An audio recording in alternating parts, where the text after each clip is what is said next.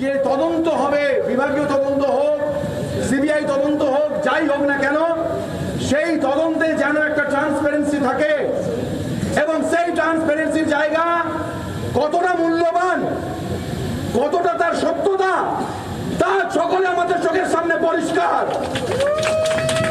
আজ এই সত্যির জায়গা থেকে, এই মনুষ্যত্বের জায়গা থেকে, এই শিরদাঁড়ার জায়গা থেকে সরকার বাধ্য হয়েছে আমাদের দাবিগুলো মেনে নেওয়ার জন্য।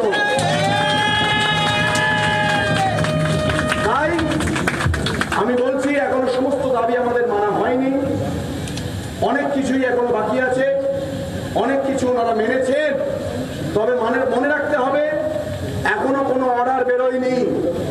তাই যতক্ষণ না কোনো অর্ডার বেরোচ্ছে আমাদের এই আন্দোলন কিন্তু চলবে এবং চলবে না। যে অভয়া 9 তারিখ অন ডিউটি অবস্থায় যার সাথে এই মর্মান্তিক ঘটনা ঘটে গিয়েছিল, সেই বিচার কাল সুপ্রিম কোর্টে হিয়ারিং আছে, আমাদের চোখ সেদিকেও থাকবে। এবং এই আন্দোলন থেকে আমরা জানিয়ে দিতে চাই যে আমরা কিন্তু কোনো আপোষ করতে আসিনি, আমরা বিচার চাই এবং সেই বিচারের দাবিতে আমাদের এই আন্দোলন, আমাদের এই লড়াই, আমাদের এই সংগ্রাম, শান্তিপূর্ণ আন্দোলন চলছে, চলবে।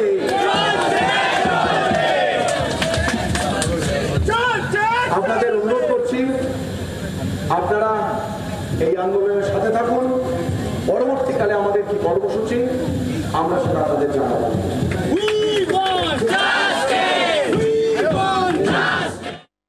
ধর্মমঞ্চে এসে অনিকেত মাহাতো তিনি কি বলেছেন শুনুন।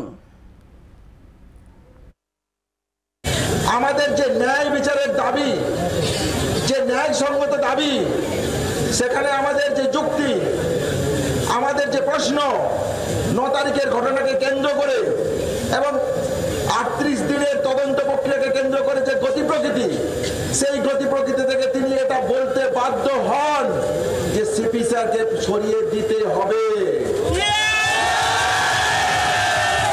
ডিসি নর্থের প্রসঙ্গে যখন আমরা বলি যে নির্যাতনার বাবা মার যে বক্তব্য, যে তথ্য যখন তুলে ধরি, তিনি তার কাছে মাথা নত করতে বাধ্য হন।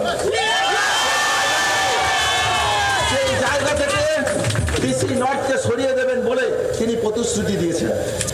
ডিএমই ডিএসএইচ স্যারকে তিনি সরিয়ে দেবেন বলেছেন। এটাও আন্দোলনের যেমন একটা জয় হিসেবে আমরা দেখি।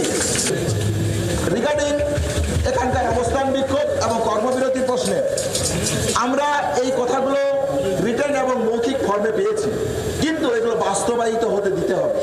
সেই বাস্তবায়িত হওয়ার জন্য আমরা মনে করি আন্দোলনের মর্যাদা জানিয়ে অতি দ্রুততার সাথে তিনি এই তদন্ত, এই যে বাস্তবায়িত তিনি করবেন এবং আন্দোলনকে ন্যায়সঙ্গত আন্দোলন থেকে উঠে আসা যে দাবিকে, সেই দাবিকে মর্যাদা দেবেন। বাংলার আওয়াজ, বাঙালির আবেগ, জি 24 ঘন্টা।